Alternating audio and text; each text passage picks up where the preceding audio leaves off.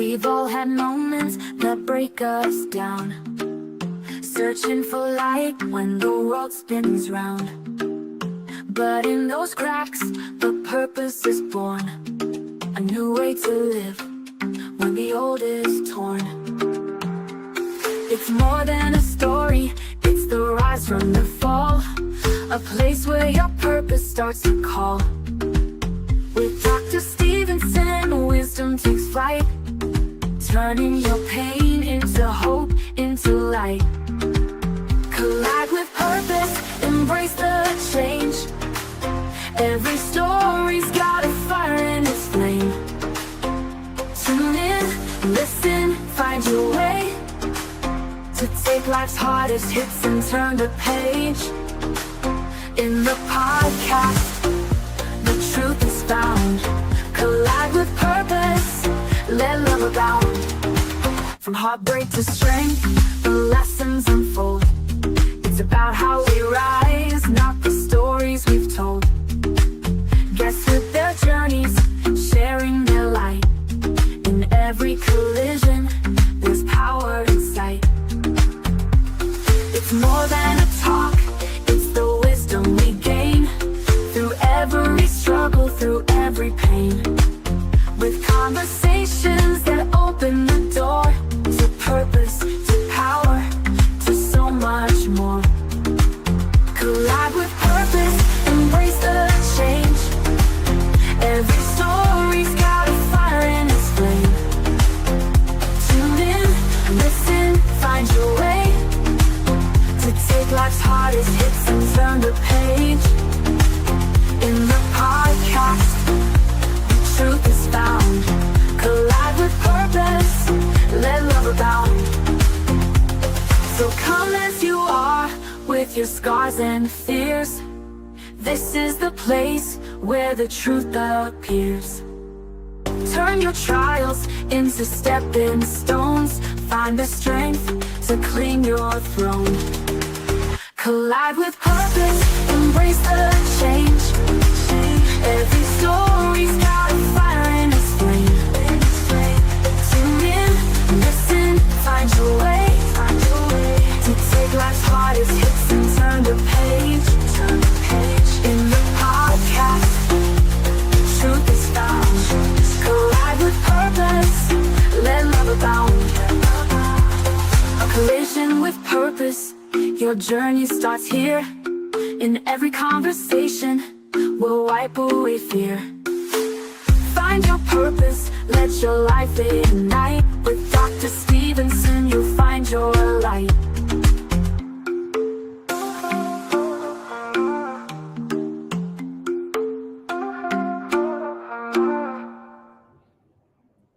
Good morning, good evening, good night, wherever you are. Welcome to Life-Changing Conversations to Inspire Action. This show challenges you to reflect deeply and take bold steps towards transformation. I am Dr. Laxley Stephenson. Today's guest is more than a change maker. She is a lighthouse for those navigating life's storms. Dr. Foster is a global health strategist, award-winning nonprofit founder, and an author, and yes, a visionary behind the Cake Therapy Foundation, an organization that transforms baking into a bridge for healing, identity, and justice.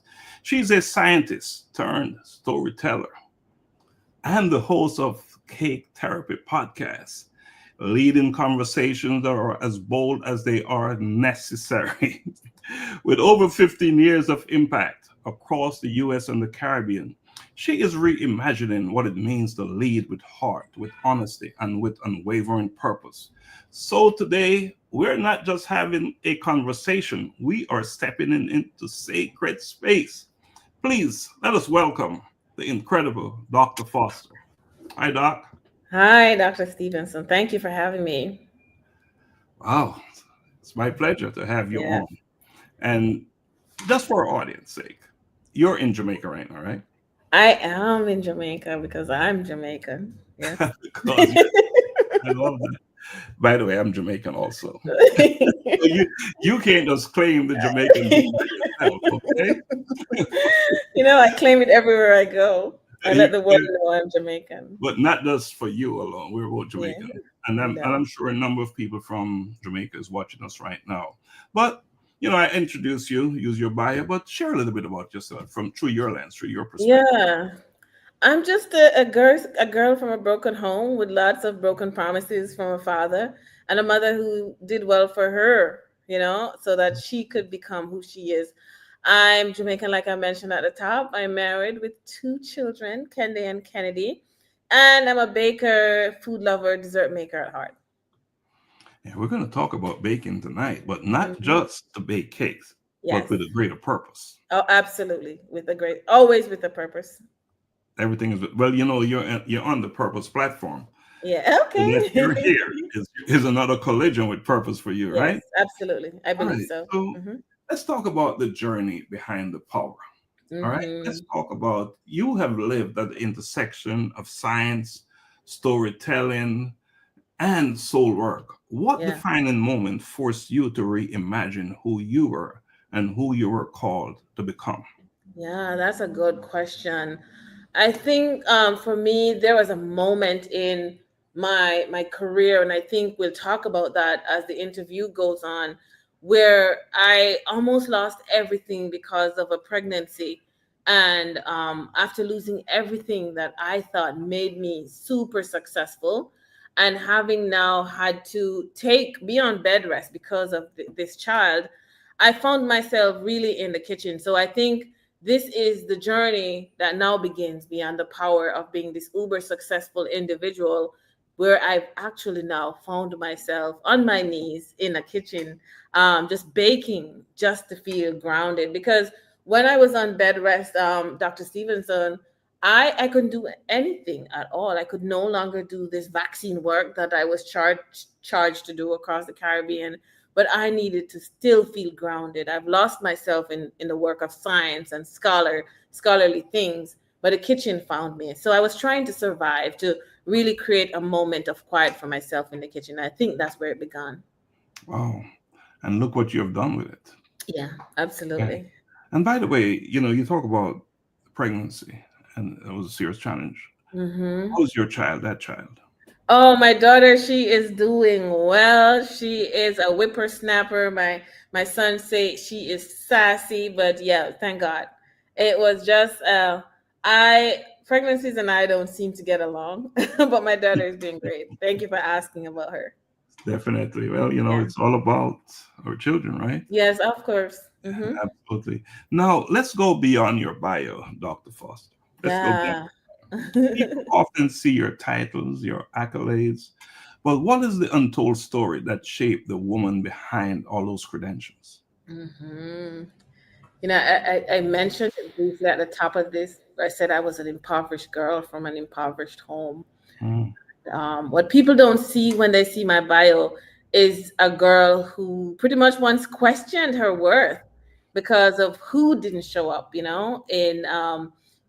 terms of my parenting. My father wasn't there. So my titles were earned, but my survival that you're seeing now is something that I've actually lived.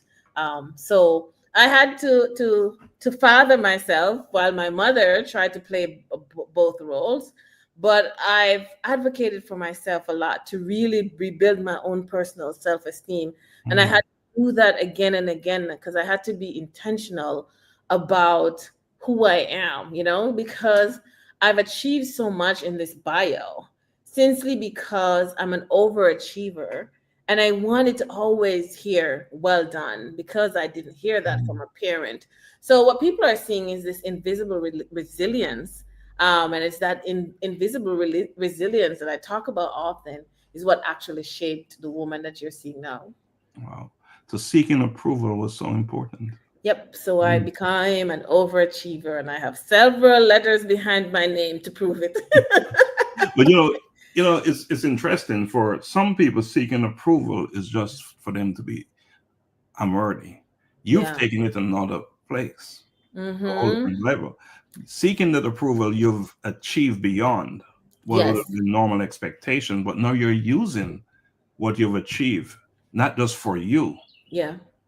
but to assist others. So that indeed is a big deal. Let me say, Dr. Donna Thompson, thanks for joining, my co-host and the CFO of A Collision with Purpose. And for anyone out there who's joining us today, we ask that you share this broadcast. You know, we're doing this. I asked Dr. Foster to come on, not just for her to tell her story, but because we know it will be impactful and it could make a difference. So let's just share the information you're hearing today. But that's the essence of everything that we do here at A Collision with Purpose, is to share and spread the word. All right, so you know, it's for me, it's very interesting. The cake therapy, the birth of the cake therapy. And we're going to ask you to talk to us about the cake therapy. But before we do that, I want to play a little video, quick video, all right, to show you in action. Yes. Making cakes. Let's do that. And we're going to pull that up a little bit. Let's go from the beginning because we want to do it justice. Thank you. Yep, that's me in the kitchen. I'm not baking right now. But you're in the kitchen. What's going on? Yeah, so this was actually a photo shoot from a magazine. Just talking about cake therapy because it's become such an essential part of centering me and centering the girls. And I was just sharing it with the world in this photo as well. Okay, let's continue.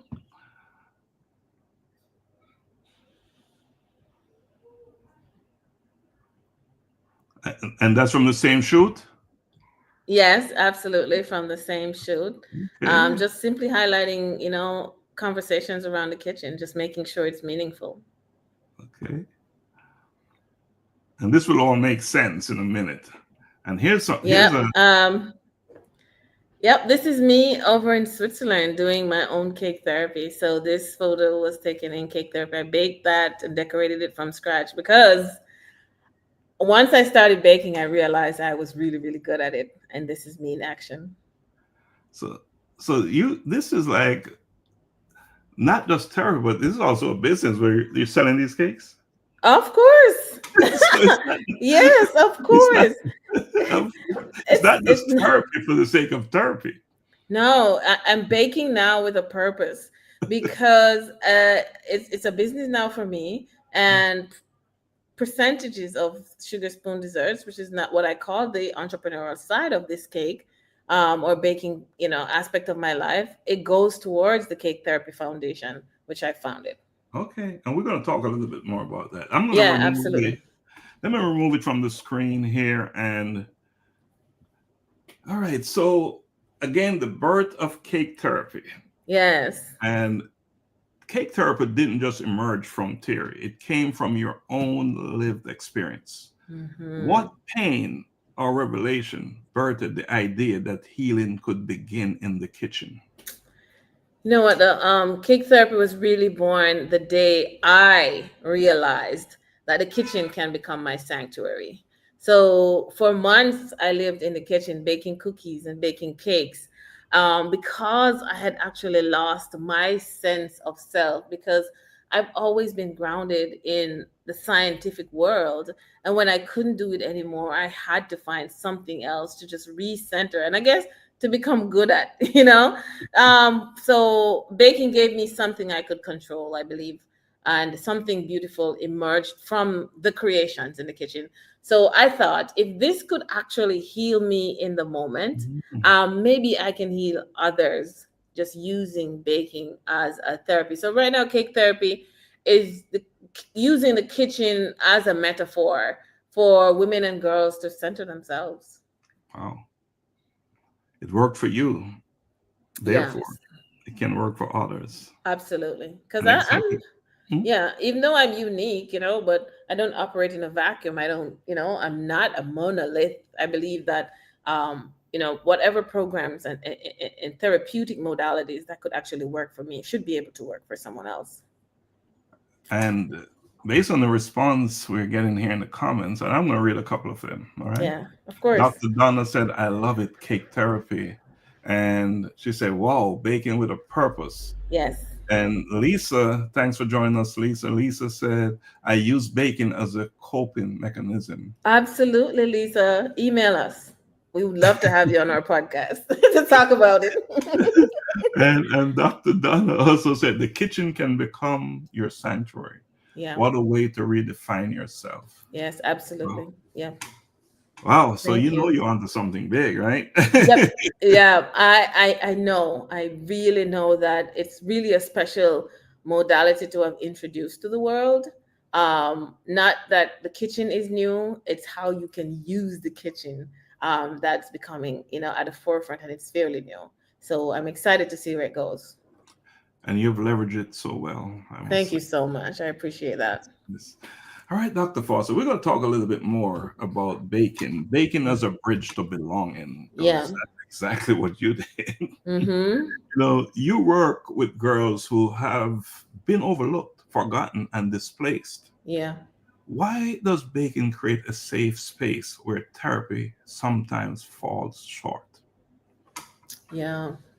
So I believe that in talk therapy, it's asking you to speak. And I think often we're not able to articulate exactly what is happening to us in that modality. And not often do we want to talk. But I think baking lets you show up as you are, there's no pressure, I believe, in measuring flour or decorating a cupcake.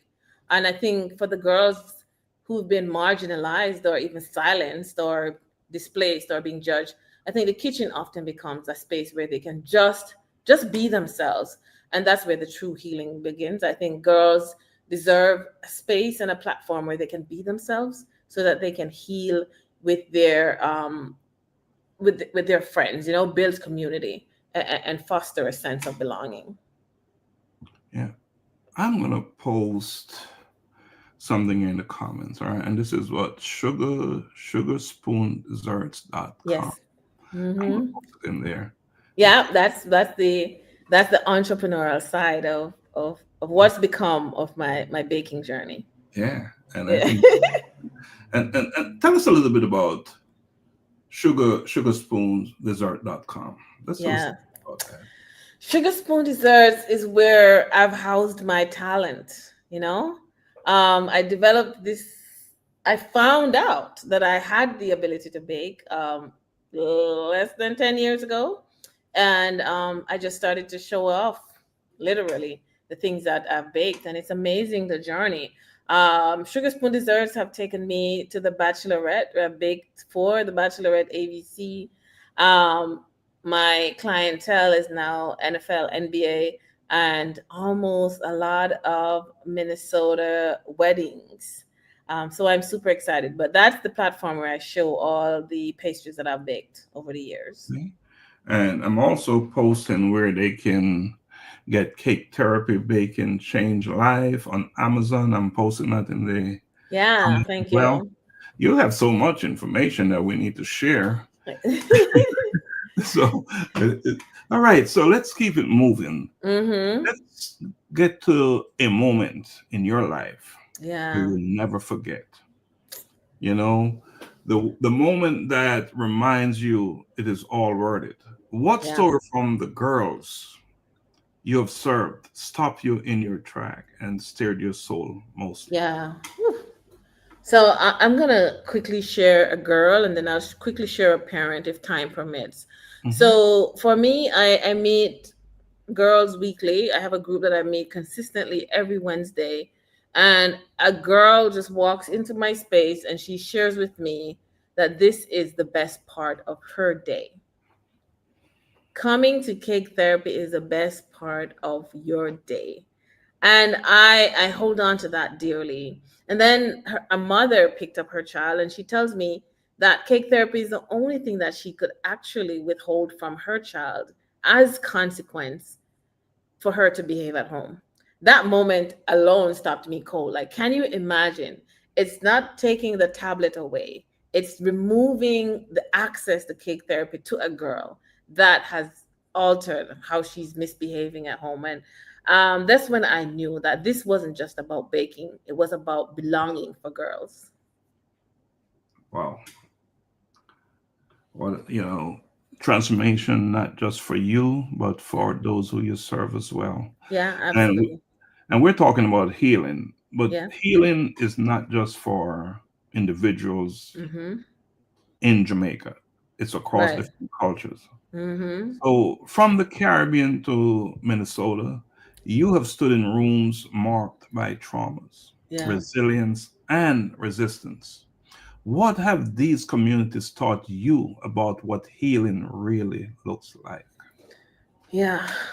Um, from Jamaica to Minnesota, or even from the Caribbean, what I've learned is that healing can often be cultural. Healing is communal and it's never linear. You know, it really isn't. You just have to be authentic and live in that truth about it. So whether it's, you are also from Jamaica, so whether it's like your grandmother's prayer, or a girl's first smile in a week, or just Mhm. girls reclaiming that I am healed and I'm doing this because I need to protect my peace of mind. I think healing looks like home. So whatever that means for the person who is seeking healing, I think it's unique to the individual. So I think it's cultural and it's communal, but it's never linear. But it has to be honest. Mm. Honesty is important in life, Yeah. period. I'm gonna post a link to for you. You founded a nonprofit organization, Yes. Yes. and I want you to talk to us about that. I'm gonna post a link again in the comments. So, and it is the Cake Therapy Foundation.org. Hmm. Now that's an interesting nonprofit. It absolutely is. The Cake Therapy Foundation is finding purpose in the kitchen. Let baking be your tool and your response to the traumas that you're facing.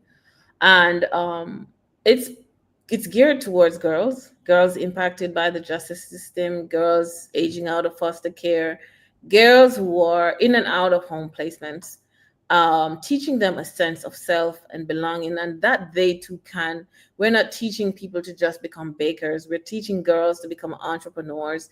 We're teaching girls to finding themselves and branding themselves in moments that require it these days, and just simply to finding a community. And that's what cake therapy is. It's, you know, kids who are generally impacted by the justice system don't usually have enough outlets for them to express themselves. And I'm creating that platform for them. And it's not just about cake or being in the kitchen, as you said. It's It's entrepreneurship. yeah, it's not just only the kitchen is just a metaphor for healing, Mhm. because it's mentorship as well. It's career building also. Now, let's say we have quite a few ladies on watching, Yeah. and they know people who will probably need your service in all likelihood. Mm-hmm. And they get in touch with Yeah. you. Um, you can get you can reach out to me at www.altrishafoster.com. My Calendly is there. You can just book a 30-minute session and we could talk through what your needs are. But you can also follow us on Instagram. We have the Cake Therapy Foundation. And as Dr. Stephenson mentioned, that there is the Cake Therapy Foundation.org is our website. You can also contact us through that. And I posted your website Okay, great. Thank you. also. You have so many things going on. I'll be doing a lot of posting, I can see. Thank you. Thank you very much for the opportunity. So keep Well, posting. you know, we, Dr. Foster, quite often leaders Yeah. have challenges as well. Hmm. And often we have to lead while carrying pain. Yeah. And you're no exception to that rule. In fact, you are a space holder, a truth teller, and a change maker. But Absolutely. who holds space for you? How do you protect your own healing while pouring into others? I carry grief and grit, and success equally. So I have gotten to a place where I learned to honor my own pain and allowing, room for others to be able to speak to me. I have a very, very small circle, and I've maintained friendships from high school which I have trusted and I found to be Mhm. very, very sacred. And to protect my peace, I go to therapy. I go to the kitchen. And sometimes I cry over the cake, But that's part of the work that I do, and that's what I believe in. So my sacred space is my family and my close knit, my very small protected circle from my high school. I imagine that the cake tastes a little bit better with the teardrops in there. Absolutely, I believe so. As you're Right? Yeah, it's the essence of the cake, It's the the essence of teardrop. the cake. Yeah. Teardrops. All right. Good stuff. Jacob from Ghana, thanks for joining us. Elizabeth from Kenya, my good friend Elizabeth and Jacob. Yeah. Thanks for joining us. We ask that you share the broadcast in Ghana and in Kenya. We want to get the word out there. We're not just focusing here on the United States and the Caribbean. We want to get Dr. Foster's information out there to the world. Yes. Yeah. Get it All out. right. All right. Absolutely. So Doc, let's take a quick break and then we'll Yeah, come man. back. We'll Of talk course. some more. All right. Let's take a Yeah, quick. I'll be here. Mm-hmm. I'm a boy kid, I'm a boy kid. I'm a boy kid, I'm a boy kid. I wake up in the morning and I praise the Lord. I thank Him for His protection and I walk in His steps, declaring that today's provision is set up for me. I love God and I love my friends. I'm a boy kid. I'm a boy kid. I'm a boy kid. I put on my armor and I read His word, blessing come out of my mouth. Cause I know to whom I belong, I am bold for Christ. Holy Spirit dwelling within me, carrying His presence wherever He sends me. I'm a bold kid, I'm a bold kid. I'm a bold kid, I'm a bold kid. Loving others as He told me to pray for healing, miracles to see, knowing my identity in Christ, He is in me. I am a bold kid, He loves me, standing firm on His word, proclaiming everything I heard, not afraid because He is with me. Be bold.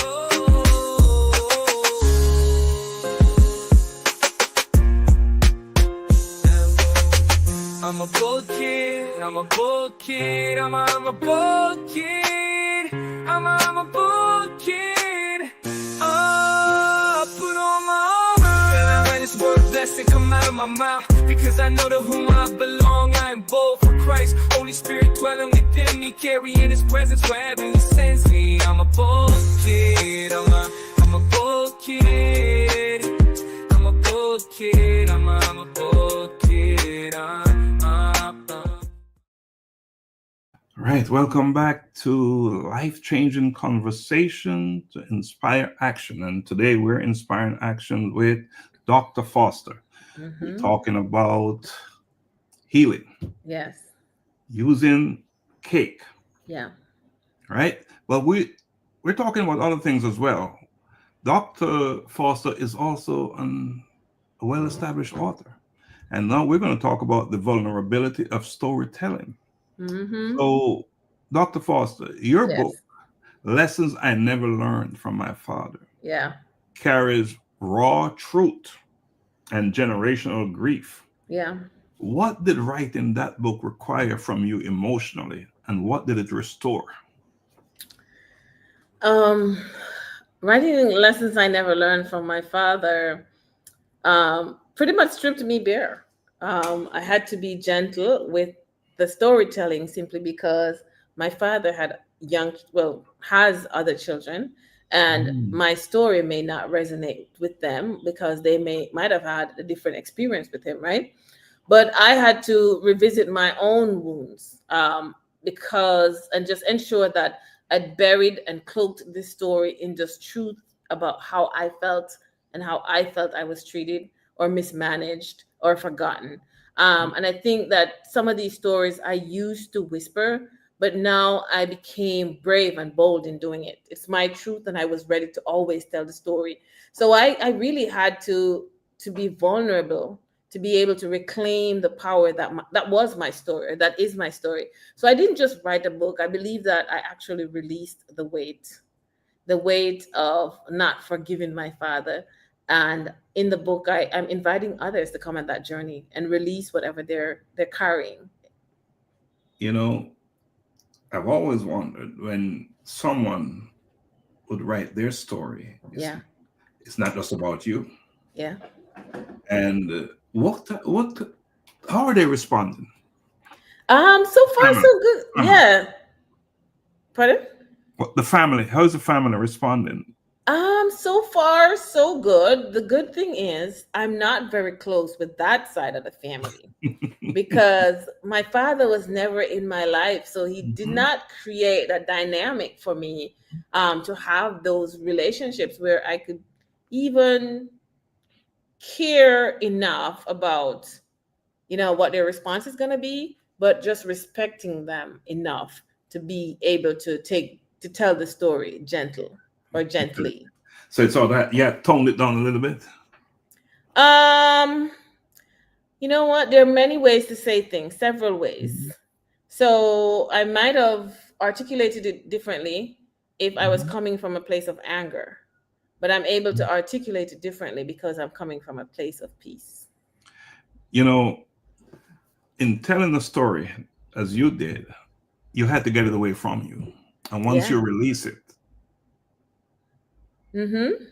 that is the power in it, right? Of course, absolutely. And once I decided to release it, I released the anger. So my anger, I think, transferred to respect, that I'm gonna respect their privacy, I'm gonna respect their relationship with their father. But here's my story with their father. Absolutely. And what would you say to anyone who is facing the same type of situation? Should I tell it? How should I tell it? What advice can you give anyone out there listening? Yeah, I would say speak the truth, and speak the truth how you feel, Hmm. without embellishing the story, and you're entitled to have feelings, and you're entitled to have big feelings about it, but always tell your truth and be honest. Hmm. The truth shall what? Set them free. There you go. So, Yeah, yeah. so that's a good way to resolve that conversation. Absolutely, and it has to be for the individual. It can't be for the father who's forgotten them. People have to remember that not because someone decided not to love you from the start means you're unlovable. Your destiny is not tied to anyone who's left, and it's your story. So tell it how you want it. Tell it how you want to. Now, Dr. Foster, there's more to you than cake, Yes. therapy, and writing books. You're a scientist. Yeah, I You're a scientist absolutely as am. well, and you've done work to disrupt public health in a purposeful way. As we know, as most people know, public health, right? You've challenged broken systems with both data and heart. Mm-hmm. One hard truth the public health world still refuses to face, and how are you working to dismantle it? Ooh. For me, as a scientist, I've learned to bring both science and storytelling, to the table, because numbers, I often say that numbers without narratives just won't change a system, right? So one hard truth for me is that public health still struggles with valuing lived experience as part of a data set. And someone's lived experience matters. So we're there counting illnesses, but not injustice. you Mm. know, how can that be? We have to definitely be more intentional about including lived experiences as part of a data set. Mm. And talking about lived experiences, you have in many ways lived in the trenches, right? Mm-hmm. Doing the Yeah. work, hard work. How do you yourself confront performative allyship and lead institutions towards real transformation? Yeah. I think equity is not just an initiative, right? And allyship shouldn't be either. I think equity and allyship is just a posture that we all have to take. It means saying the hard things when refusing the safe topics. We don't have to always be safe, and we have to demand discomfort in rooms, that often prefer politeness. So I confront performing allyship by just simply asking, where does your personal equity live? when no one's watching? Like, what do you do when no one's seeing you? No, I just don't know. I think we have to stop being performative, and I think equity isn't just an initiative; it has to be a posture going forward. but what about what others are saying? People who you work with who have influence may not have influence. Hmm. I think sooner or later people will show up as they are. Mhm. You can't fake authenticity for too long. If you're not authentic and you're not an ally, it's gonna pop out. Or maybe you shouldn't fake it for too long because there Yeah, are well, people out there who are faking it forever. Clearly. yeah, you may have a point, but we see through them. We see through the smoke and mirrors. They think they're faking. They think they're doing it. They're performing for a long time, but some of us already see who they are, and that's why I say you can't fake that too long. So we got to go beyond the buzzword, right? Equity, Yeah. beyond the buzzword. Absolutely. Mm-hmm. Yeah. Yeah, that's a touchy one right there, I think, but it's the way it ought to be, right? Mm-hmm. Mm-hmm. Now, we talk about you are a scientist. Yeah. I'm not sure if that's your first love these days Mm-hmm. in terms of what you do, Yeah. because the therapy thing, you're clearly on top of it. And Yeah. being an art and writing is something that, I mean, you told your life story I there, did. I and there did. are many more stories to come from you, I'm sure. Mm-hmm. But let's talk about from the lab to the living room. Huh. Let's From the talk. lab to the living room. Yeah. How did your background in microbiology and vaccine strategy prepare you for the kind of soul work where the experiments aren't in test tubes but in human lives? Yeah. That's where you are now. Mm-hmm.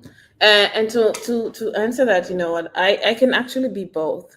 I am great at science, and I'm great at my passion. The Cake Therapy Foundation, and I seem to still merge those effectively. Mhm. But what science has taught me over the years is that precision matters, and patience matters, and you have to be strategic.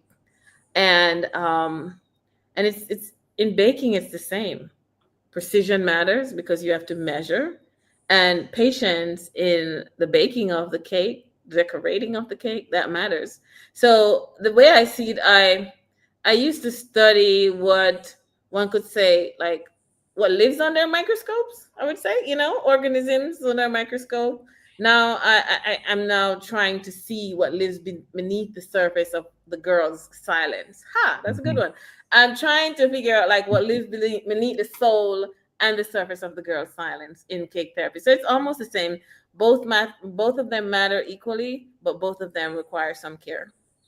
So you're found a way or searching for a way Yes. to merge the two Yes. under this one big umbrella of Yes, ser- of absolutely. service And of and service. yep. And I think I'm using the tools that I've learned from one Mhm. to lead the other, cuz I think I'm both left and right brained. I love the arts and I love the sciences. Yeah. That's another conversation, right? Mhm. Mhm. Maybe another reason for you to come back on. All Oh, right. I'll be So back. your life, is about vision, leading with vision, of course, and Mhm. vulnerability, because you've had you great vision, of course, Thank you. and but there's some vulnerability there Mhm.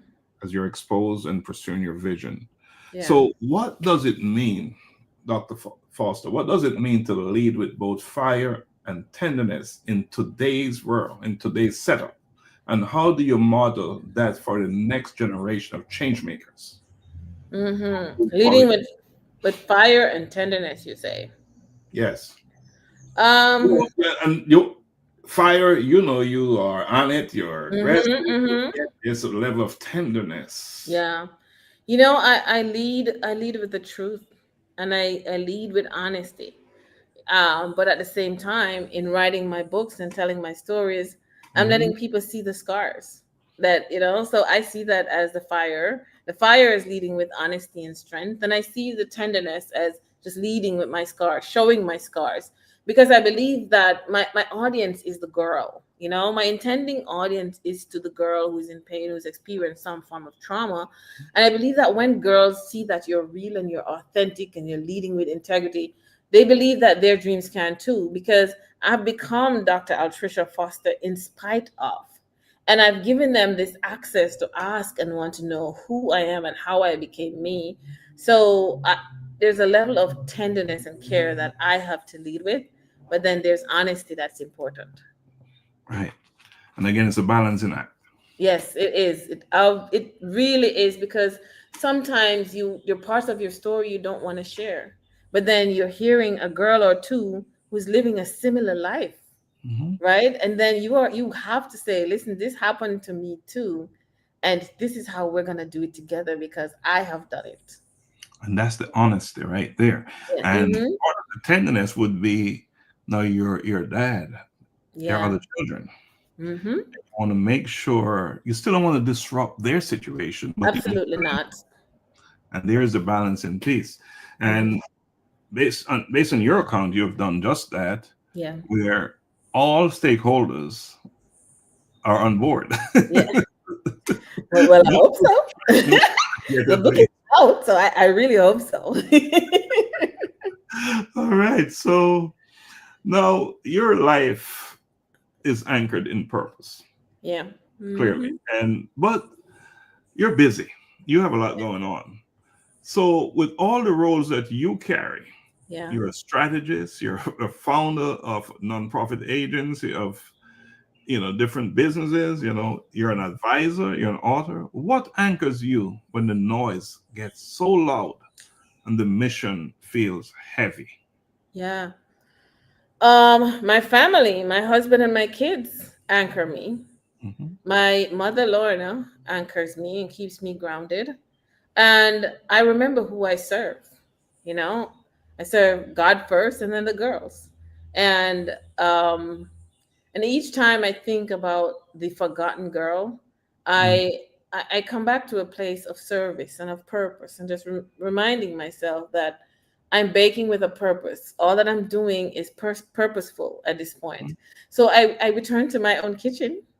I pray, and what anchor me is just sitting in silence, because um and I journal, and I've included some of my journal entries in this new book, because I want the person or the individual who's reading it to realize that journaling matters. My purpose is just doesn't shout. I believe my purpose is anchored in just grounding myself. Right. So I just want to say something about journaling. And I believe it was Dr. Donna on one of our shows. She said, journaling is great, but you still keep it within you. Yeah. But what you're doing is you're taking information from there and you're in your book. So that's the good piece. Yeah. That's a powerful piece right there. Because just a journal is great, but it's still embedded in you. Absolutely. Yeah. Absolutely. So Yeah. that could be an advice for anyone out there. Journaling, Hmm. absolutely necessary. It But is. but do something with the information. Absolutely do something with the information, because in my book you'll find that I'm not sharing my entire journal entries. I'm taking paragraphs from it. Oh, Mhm. what were you feeling? What did you say about loneliness in 1981, 1982? Oh, I'm going to write that down. And then I talked about my lessons in loneliness that I didn't learn from my father. Yeah, and again, it's available on Amazon. Amazon. Yes. I'm gonna Yep. post a link for that Yes. Thank because you. your story there, as much as it's important to you, I'm sure it's not unique. There are Yeah. many individuals out there Oh, living that absolutely. Yes, yeah. It's a story of, I think it's a story of our islands too. You know what I mean? It's a pandemic here. Like, honestly, like, It's a world one, by the yeah, way. It's yeah. everywhere. Mhm, We've mhm. we've lived it. Yeah, We've lived it, and I think it's a good time to read some comments. And you have quite a few folks agreeing with you. yeah. Lisa said yes. Elizabeth from Kenya said, very true. Lisa said, truth. Lisa said, we have been authentic all the time. It is so vital. This is inspiring. Jacob from Ghana. He also said, be who you are and love what you do. Absolutely. You have to. Elizabeth said, truth and honesty, very important virtues. Mhm. And Lisa said it's a coping mechanism. All so accurate. Yes, absolutely. Also accurate. All right. So you are anchored in purpose. Mm-hmm. Legacy. Dr. Foster, Yeah. the question of legacy. And you are walking in your purpose. Mm-hmm. And the question is, when the story of your life is told, Mm-hmm. what do you hope people remember? Not so much about your accomplishments, but about the way you made them feel. Talk to us about that. Yeah. You know, I don't want people to remember my accomplishments, to be honest, because I felt like that was a trauma response with me, overachieving to be, so that my name can be in lights. But what I want people to remember is that she made me feel like I mattered. Mhm. That's the legacy that I want. I want to be that mirror that remind people of their own self-worth. And I'm doing that with my own little girl. Um, I want her to look in the mirror and be reminded, of her own self-worth, that my mom did this, and I can do it too. So it's not because I don't want a legacy that's created around what I can produce, but simply because of who I already am. Awesome. Which is the life that you're living. Correct. Yeah, absolutely. And I would like for you right now to get as close as you can to the camera Mm-hmm. and pinpoint one person and say thank you to them for what they have done for you. Oh my goodness. Um, in my book Cake Therapy, I talked about how a lot of people have influenced me. One, But one. yes, one, I'm going to go to my mother. Mhm. Um, for choosing to give me life and for choosing to breathe life into me when I did not believe I was worthy. And to Lorna, I want to say thank you for giving me everything. I couldn't be me without you. Mm. Where's mom's right now? Yeah. So I live in Minnesota and I'm currently in Jamaica because my mom is in a hospital bed right now at the University of the West Indies Hospital, Mhm. getting ready for surgery today or tomorrow. What a great thing to say to Yeah, her. yeah, absolutely. She did it all. I would not have been Altreisha and all these flourishing things that goes behind my name without my mom. She believed all of that before I could even see it. Moms, I know you will hear what your daughter, Dr. Foster, is saying. And I know she would have said this to you before, but today she's saying it to the world. Yeah. She's telling the world what you did and what you continue to do for her. And Mm-hmm. we just want to wish you huge success with your surgery. And we know you will come through that in Of Frank. course. Yes, it's already done. Yeah. Deal. All right. I'm not sure if you had said your mom's name. Lorna. Yes, Lorna. Lorna Wall. Lana. Mm-hmm. All right. Good stuff. Lorna Elaine Wall. All right. Good stuff. Mm-hmm. It's so great when you can talk to, often we wait a little bit too late to tell people how we feel. Yeah. Mm-hmm. So the opportunity for you to say it publicly is so Yeah. awesome. And I've always told her, so she knows. She knows. But yeah, she All knows. right. All right. Good stuff. Good stuff. We talk about legacy now. Now, Mm-hmm. I want you to talk to the younger version of you, Dr. Foster.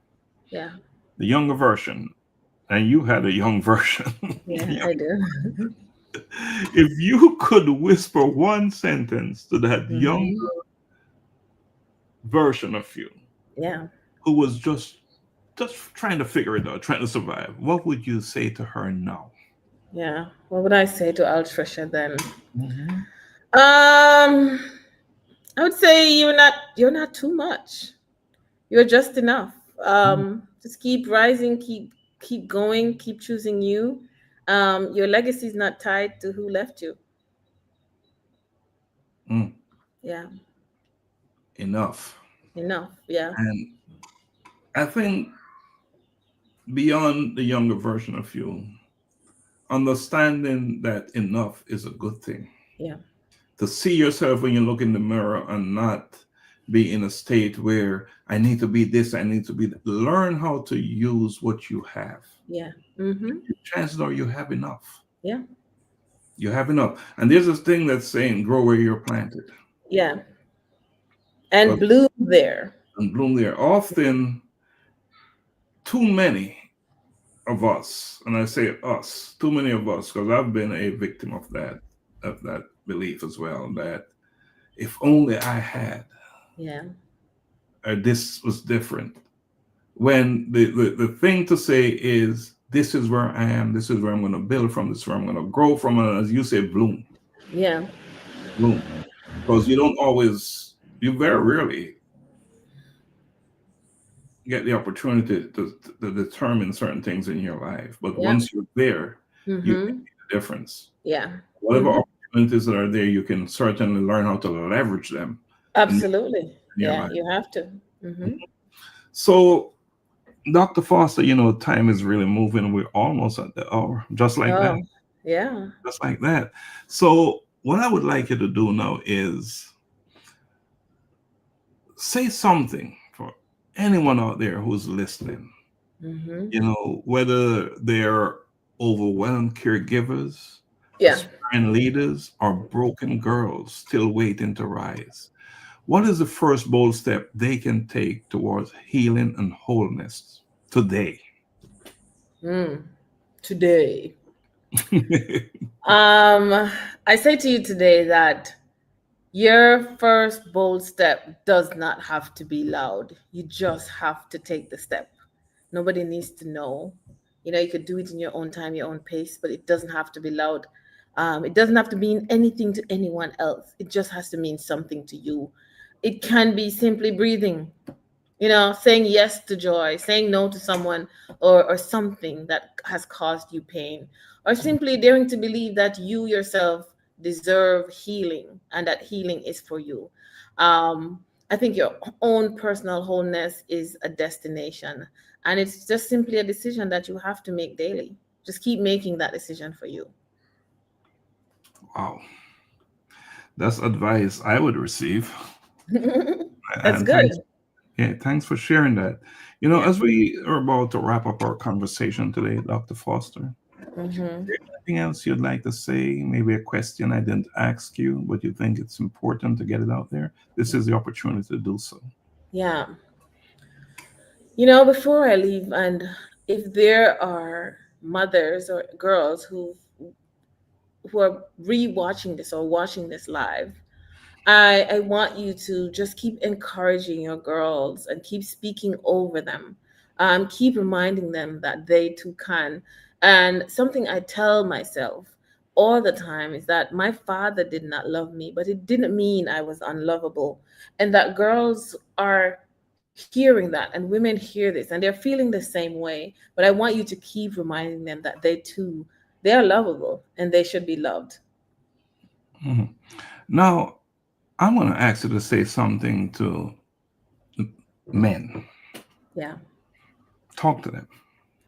um, to men or fathers. Fathers, yeah. Um, Talk to the father. yeah, there are people who become fathers but have chosen not to be dads, and you're the ones who are causing these undue, unnecessary trauma to our youth, not necessarily only our girls, but also to our boys.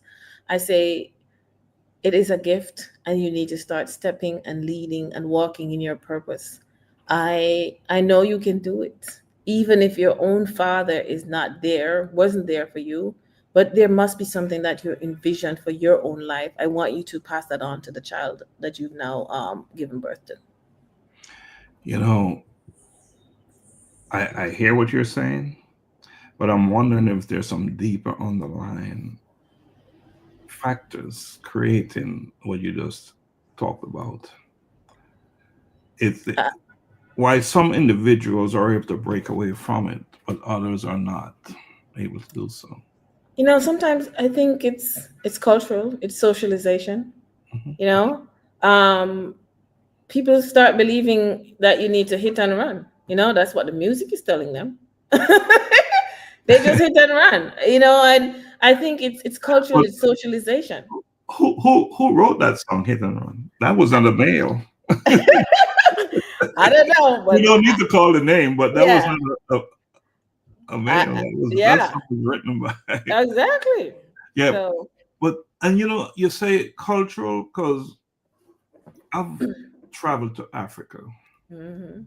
other countries, and it is happening in these other countries, other cultures as well. Yeah, but you know what? If we talk about the entire continent of Africa, we see that countries within Africa, they believe in this social context of the family. If you see a girl, you like her, you have to go to her dad, you have to get permission, you have to pay her dowry, and you have to just marry this person before you start having children with them. We don't do that in our society anymore. That's out the window. We're I, hitting and running. I agree with you, but it is what happens after the marriage Mm-hmm. when life gets in the way. Yeah. That's the story there. Yeah. When men walk away from the family that Yeah. they went into going through all the steps that you just described. So it is happening in Yeah. a I'm big not. in a Yeah, big I'm way. not saying that the continent and the countries within the continent are void of some of this, right? But I think I can speak from a cultural context for my own Mhm. self, where I've Precisely. seen, in my batch alone at Mhm. Campion College, there are like so many kids who will tell me after reading my book that, yeah, my father wasn't in my life. We need to get your book over to on the continent, and I think you'll hear the same story, the same Yeah. response. And in fact, Elizabeth, my good friend from Kenya, Elizabeth, I'm looking forward to seeing you on June 6th when we Collision with Purpose team members come to Kenya to do Yeah. some work there. Looking forward to seeing you. She said, "You are talking to me, Dr. Foster. Thank you." Yeah. So if you're having a direct conversation with her based on what you said, which is awesome. Hmm. All right, so almost at the hour. Final thoughts. Yeah. Um, life is not without its challenges, but it's how you meet them. I've decided to meet my challenge by telling my truth and putting it all in the pages of my book. Lessons I never learned from my father and cake therapy, how baking changed my life. I think your story can be told however you want. It doesn't have to be in paper. It doesn't have to be in print, but tell your story your way and the way you want to tell it. Absolutely. It is your story. Mm-hmm. Tell it as you see it. That's Yeah. what I'm hearing you Just saying. own your story. Yes. Can we have those two books up there again on the screen? Absolutely. It's Cake Therapy, How Baking Changed My Life. And the second one is Lessons I Never Learned from My Father. And of course, we've posted the Amazon link. Yep. And is there another way they can get it from your website? It's on your website if they The want links, to yeah, purchase? yeah, but directly links them to either Amazon or Barnes and Noble. Okay, got you. So it's out there. It's in the world for you to have it. Important information. Go out there and get it. All right. Yes. So as we close today's life-changing conversation to inspire action, and this is exactly what we did today with Dr. Foss. Thank you. We are reminded that healing isn't always found in a therapist's chair or a textbook for that matter. Sometimes it rises from the scent of something baking, from the courage to tell the truth, and from the boldness of a woman who refused to let pain have the final word. Dr. Foster has shown us that leadership doesn't mean having all the answers. It Hmm. means having the heart to ask better questions. Yes. That systems don't change because policies shift. They change because people like her walk into rooms and dare to disrupt. She's been doing some of that. Right? From the kitchen to the classroom, from global strategy to grassroots healing, her journey is a blueprint for purpose-driven impact, infused with compassion, conviction, and an unshakable belief in transformation. To every listener today, may Dr. Foster's story remind you that your voice matters, your healing matters, and your purpose, no matter how unconventional, is the very thing that this world we live in is waiting on. Dr. Foster, I want to say thank you for being a light, a leader, and a living reminder that baking can be therapy, truth can be healing, and leadership can be deeply human. Yes. Until next time, on Life Changing Conversations, Inspire Actions, I ask that you keep leading with heart. Thank you. Thank you for having me. My pleasure. My pleasure.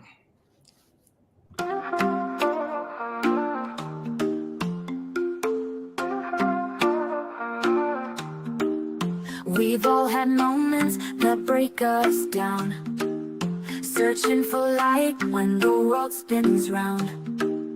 But in those cracks, the purpose is born.